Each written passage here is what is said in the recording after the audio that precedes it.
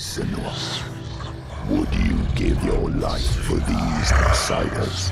In my darkest hour, it was an outsider who saved me. As I slowly worked my way through an Icelandic settlement freshly ravaged by rampaging Northmen, I found myself flanked by bubbling volcanic pools and a pile of mangled corpses left to rot by their creators. Ahead, along a bloodied path stretching into the distance, dread-fueled bellows soundtracked an ominous pulsating glow. It was a nightmare scenario, but one that only made me want to delve deeper into what further terrors await me in Senua's saga Hellblade 2. It's terrifying. So beautiful. Following the traumatic events of the first game, Senua is now on a journey to Iceland to hunt down the Vikings who destroyed her home. But not all is as it seems on the Scandinavian island, as otherworldly creatures like Draugr and giants roam its shores. I spent a good portion of my playtime listening to the death echoes of a recently pillaged village and learning about what had happened there, before moving inland to be welcomed by a frightening ritual scene delivered from hell. Here, I met a mysterious man said to be the ritual's next sacrifice, before Senua intervened in an attempt to rescue him. He clearly has a connection to Senua's past, but the rest remains unknown. Much of the story of Hellblade 2 is still shrouded in mystery to me, despite having played nearly an hour of it. This sort of story-first ethos in a high-production value package is one you'd more typically expect from a PlayStation Studios game, not only in Hellblade's aesthetic and setting similarities with Sony Santa Monica's God of War, but also in the way it approaches its more mature subjects of family trauma and mental health issues. As those familiar with the original will know though, Hellblade 2 plays much differently from God of War,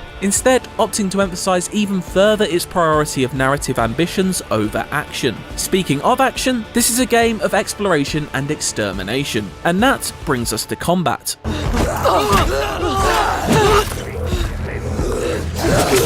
Encounters may seem familiar at first. They still take place in walled-off arenas and demand every enemy be defeated before progressing on. But there are tangible differences to be found as well. Each swing of the sword comes with a heavier weight to it, emphasising the damage every plunge into a foe's flesh causes. Dodging and parrying remain key components, just as reading the rhythm of your opponent's attacks stays vital to your survival. These tells are something you'll need to keep an extra keen eye on too, as the parry window for Senua to meet steel with steel appears far less forgiving this time around. The improvements to combat were best displayed in an intense battle that occurred right at the end of the playable sequence. A procession of around a dozen enemies faced off against me with no respite allowed. This battle demonstrated the increased variety of enemy types, with new foes emerging from the shadows to replace their fallen allies. They delivered both quick ranged attacks and heavy close-up blows that put my admittedly rusty skills to the test. All of this occurred while all hell seemingly broke loose around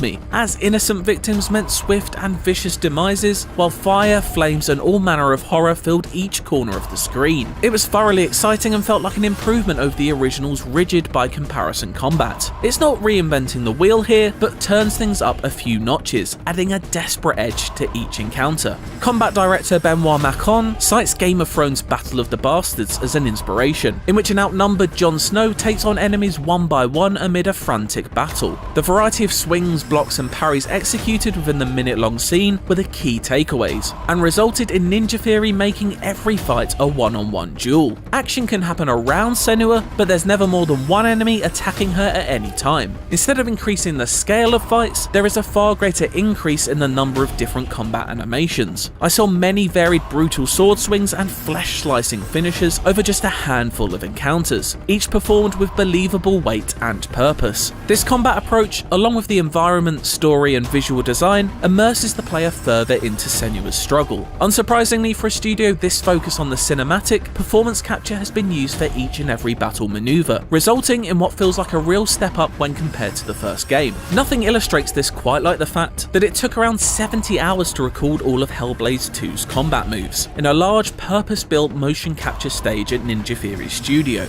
The original Hellblade's combat performance capture, on the other hand, was recorded in just 2 days in a small boardroom, where if a sword was swung too high, it would hit the ceiling. The extra time taken and effort put in really shows, with fights seamlessly flowing as each enemy is dispatched in a different manner from the one before it. Outside of combat, puzzles will also be largely familiar to any who played Senua's Sacrifice.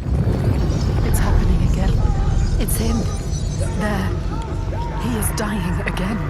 As I tried to leave the battle-torn village, I was met with a swirling vortex of bones and limbs, emitting an unwelcoming red light. In order to remove this barrier, I'd need to find 3 runic shapes in the world, which required a reasonable level of exploration and lateral thinking. They were by no means overly challenging, but something I couldn't help but feel I'd done a few too many times already in the original. I hope these challenges develop in complexity as the adventure moves on. It's an adventure whose cinematic aspirations can be felt in every frame, in part thanks to an anamorphic cinema lens attached to the in-game camera. From this viewpoint, shades of the psychological dances with death, along rugged Scandinavian coastlines in Ingmar Bergman's The Seventh Seal, and the bold flashes of otherworldly colour synonymous with Dario Argento movies can be observed. But by far the most tangible touchstone is the films of Robert Eggers. Hellblade infuses the mythic Norse setting of the Northmen with the murmuring dread that serves as the undercurrent to The Witcher's folk horror. It's not all horror in this world though, with plenty of room left for wonder too. An example of this is a new type of puzzle that emerges in these lands more organically. A rock may appear as a face when viewed from a certain angle, which can then be focused on to reveal a new path. At the end of this path sits a tree that rewards you with extra story details. This sort of trick of the eye environmental puzzle only helps you embed yourself into the world as seen through Senua,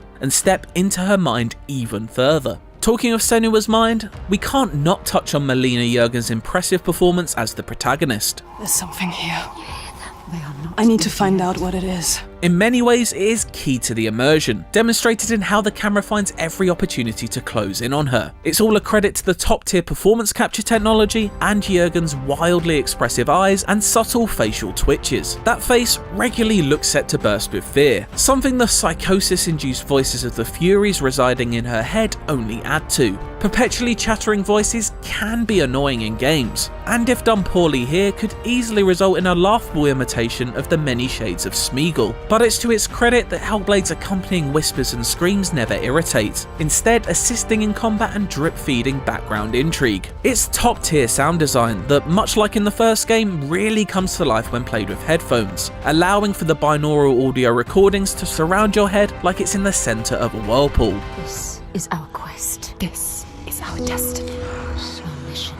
All of this focus on presentation and story does run the risk of Senua's Saga's gameplay not always being the focus, and ultimately feeling a little one-note. This is certainly a criticism that can be fairly levelled at its predecessor, and from the 45 minutes I've played of Hellblade 2, it's not initially apparent that things have moved on a great deal since then. Puzzles and combat definitely feel more refined than reinvented, capturing a similar cadence to that felt in 2017, albeit with interesting new wrinkles. But that familiarity never diminished what makes both the original Hellblade and this new chapter so good though. Its ambitious narrative and accomplished cinematic framing far outweigh whatever shortcomings may be hidden underneath, and the incredible technology powering its beautifully ugly world is a sight to behold. It's all shaping up to be another riveting, haunting, and uncompromisingly immersive nightmare of both Senua's and Ninja Theory's creation, and one I can't wait to both enter and escape later this year.